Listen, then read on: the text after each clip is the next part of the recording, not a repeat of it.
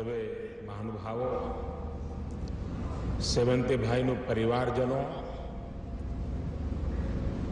અને મારે માટે સૌભાગ્ય છે કે ખૂબ ટૂંકા સમયમાં મને ગુજરાતમાં 2 આધુનિક હોસ્પિટલ એનું ઉદ્ઘાટન કરવાનું સૌભાગ્ય મળ્યું. અમદાવાદમાં વીએસ હોસ્પિટલ સાથે સરદાર વલ્લભભાઈ પટેલના નામ સાથે એક અત્યંત આધુનિક હોસ્પિટલનું નિર્માણ થયું છે અને આજે અહીંયા જ્યારથી અમારા સેવંતીભાઈ આ કારોબાર સંભાળ્યો અને સેવંતીભાઈનું એવું છે કે એ ચાલે છે કે દોડે છે ખબર જ ન પડે.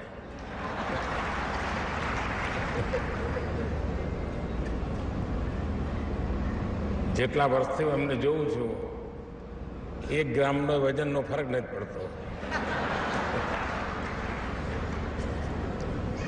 અને વિશેષતા મૂલ્યોની જીવનમાં જ્યારે હું મુખ્યમંત્રી હતો અને વિદેશમાં ડેલિગેશન જતા હોય એમાં મારો આગ્રહ હોય કે સેવંતીભાઈ સાથે હોય તો સારું, આવે કોઈ વાર, પણ એક પણ નિયમમાં બાંધછોડ ન કરે. મૂલ્યો પ્રત્યે એમની જે પ્રતિબદ્ધતા છે.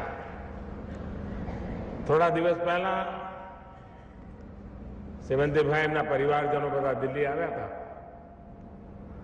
અને ખૂબ વિસ્તારથી આખા એ પ્રોજેક્ટની એમણે મને વાત કરી અને એમનો પરિવાર કેવી રીતે આમાં હવે ફૂંપી ગયું છે અને ભવિષ્યની એમની યોજનાઓ શું છે.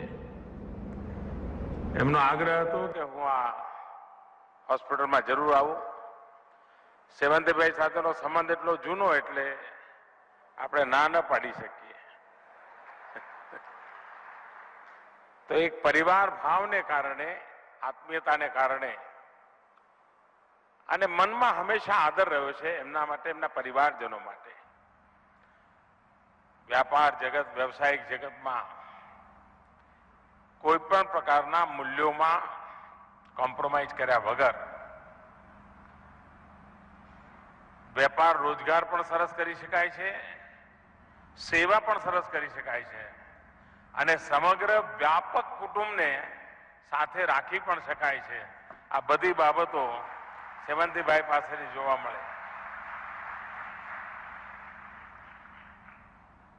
હોસ્પિટલ મેં જોઈ, મારે એમ કહેવું પડે કે સિર્ફ સુરતને નહીં, સમગ્ર ગુજરાતને આરોગ્ય ક્ષેત્રે એક નવું નજરાણું મળ્યું છે.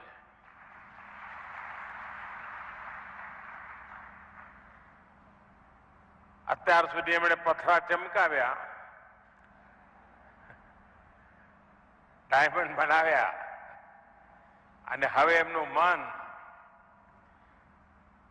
નર સેવા, નારાયણ સેવા અને આપણે ત્યાં મંત્ર છે સર્વે ભવંતુ સુખિનઃ સર્વે સંતુ નિરામયા સર્વે ભદ્રાણી પશ્યંતુ માં કચ્ચિત દુર્ભાગ ભવેત.